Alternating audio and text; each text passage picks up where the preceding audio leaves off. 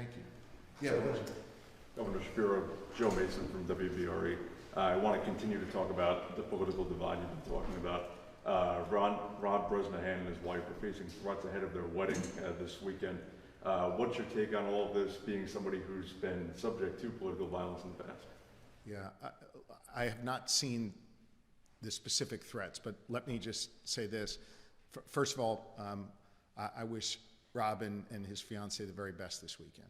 Second, there is absolutely no place in our politics for this type of threat of political violence or threats against someone, especially against their spouse or their family. That is not okay. Now, I've got differences from Rob, he's got differences from me. I'm telling you, there is no place for political violence. I don't care who it is directed at. And so whoever is threatening them, stand down.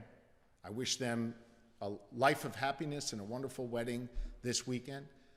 And the way we settle our differences in this society, in our politics, is through debate, is through speaking up in respectful ways, airing out our differences. There's nothing wrong with having a different view on a policy. I have different views on many policies from the congressman. I'm sure he does with me. But the reality is we debate those things in a respectful way. There should never, ever, ever be a lane open for people who are trying to bring political violence to bear. My family and I have been victims of that with the firebombing of the governor's residence about 3 months ago. Thank God for the first responders that saved our lives. There's no place for that against me. There's no place for that against a congressman. There is no place for that in our society.